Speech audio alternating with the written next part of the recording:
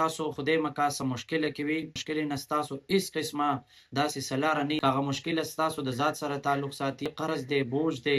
السلام علیکم ورحمت الله وبرکاته. ملګرو دوستانو د نور کله په شانته کې ستاسو په خدمت کې نن هم یو اهم عمل پیش کوو. هغه عمل داسې دی که چېرې تاسو خدای مکا څه مشکله کې وي او دغه رنګې د هغې مشکلې نه ستاسو هیڅ قسمه داسې څه لاره نه د وتلو، نو تاسو ته موږ داسې یو عمل ښایو چې انشاءالله ډېر زر تر زر به الله رب العزت د دغې مشکلې نه او د دغې مسلې نه ستاسو حل راوباسي.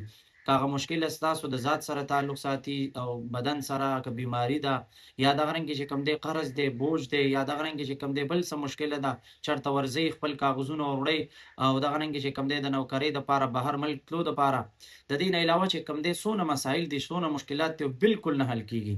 نو انشاءالله نن زه تاسو ته داسې یو عمل ښیم چې دغه رنګې هغه تاسو وکئ، هغې سره به ستاسو دا مشکله ډېر زر تر زره حل شي. هغه طریقه دا ده چې تاسو به سهار مون نه پس او دغه رنګې مازدیګر مون نه پس یا صرف د مازدیګرې مون نه پس په دې دوو وختونو کې یا یو وخت یا دواړه وخته چې تاسو ته کم یو اسان وي، د سورې الم نشرح دا آیات مبارکه ان مع العسر یسرا ان مع العسر یسرا 101 مرتبه به ووایئ. د هغې نه پس په دعا وکړئ چې ستاسو هر قسمه مشکلې انشاءالله الله رب العزت په یو څو ورځو کې اساني راولي او د هغې دپاره به چې کوم دی لارې الله رب العزت راوباسي.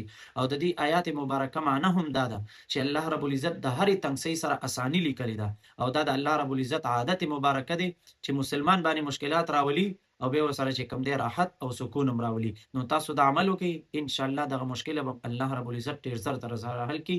جزاک الله. السلام علیکم ورحمت الله.